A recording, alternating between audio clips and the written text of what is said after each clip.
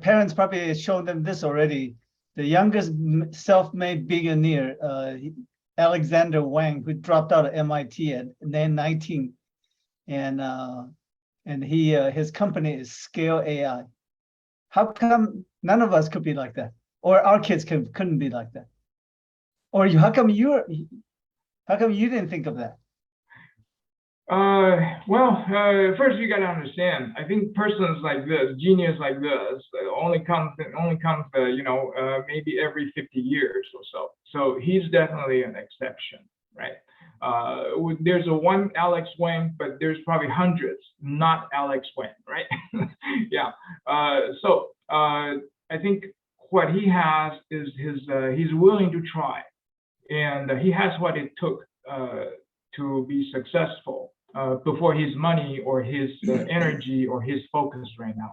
I really think that's very unique. He's a very unique person. But without knowing too much detail as to how he get to where he was, I think I'll just leave it at that. For most of the people, I think you go through the education process, and that's more formalized. And you may have a vision, but what I want to focus on is everybody has a vision and passion. And first of all, I think as we grow older and older, it becomes even more important that your vision and your passion is something that you can sustain for a long time. Meaning that you're not just going to, okay, well, I'll try it, and if I failed or if I hit a roadblock, I'm just going to quit. Okay.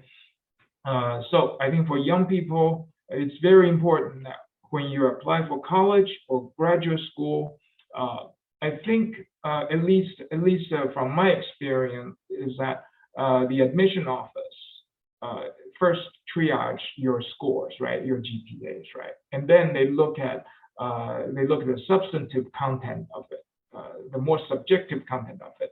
But nevertheless, there is some kind of an objective behind it, which is they're looking for students, extracurricular activities or academic engagement, such that it's outside of their grading system, but then that's something that they sustain for a long time.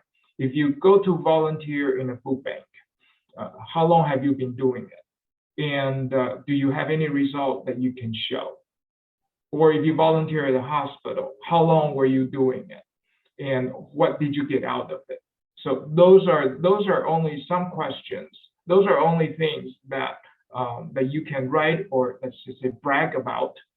And if you have done it for a long time and you sustain it, and you sustain it in a way that helps you grow as well as help others.